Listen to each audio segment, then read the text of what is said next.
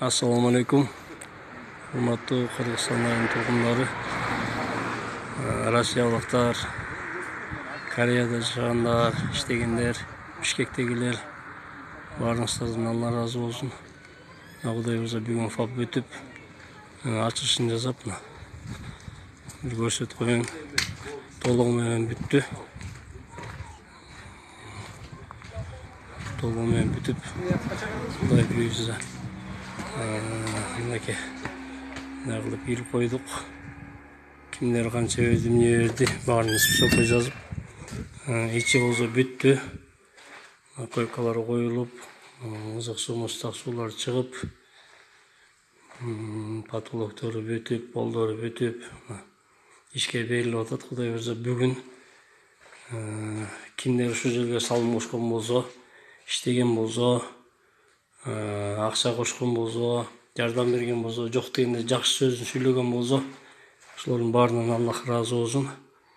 Бул кылган эмгегиңиздер иншалла акыретте көрөсүздөр. Аллах Таала өзү карап турат, көрөт.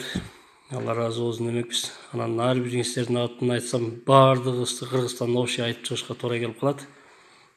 Ошон үчүн үстүртөн эле баарыңыздарга Аллах разы болсун.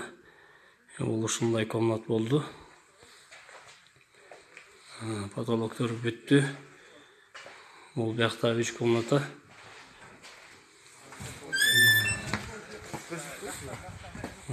Бияқта өзүнчө бул жерди жаптык. Тияк болсо топканы дагы ушундай кылып жаптык. Сыртын остоп, жерлер цементтелди. Үстү крыша бастырма болуп жабылды. Мындайдан узунунан суу тоскучтар кошулду. Бул жагыбыз болсо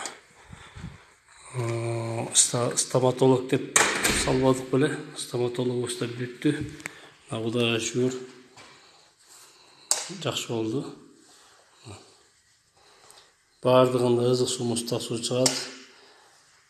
Баары жакшы болду. Сырты жылуу болду. Өзүңүздөр билесиздер. Баардыгы жакшы. Баарыңыздардан Аллах разы болсун.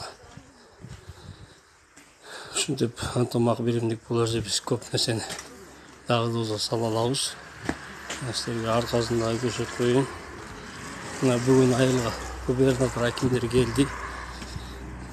Келип ачылышын жасашты. Кудайга шүгүр. Аркасы ушундай болуп бүттү. Суу тоскучтар жасалып,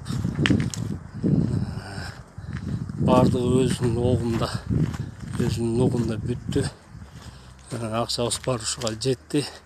Общий баардык акчаны эсептеп чыктык. Ким канча берди, ким канча салым кошту, ким материал алып берди. Баарын эсептеп чыксак 800.059.000 болуптур да. 859.000 наракта 833 сом болгон экен. Ошол каражатка ушул жер бүттү. Кудай буюрса. Баарыңыздардан Аллах разы болсун. Kimler салым кошуп, kimler жардам берип, kimler жок дегенде жакшы сөз айтып көңүл көтөргөндөр үчүн Аллахтан разы болсун.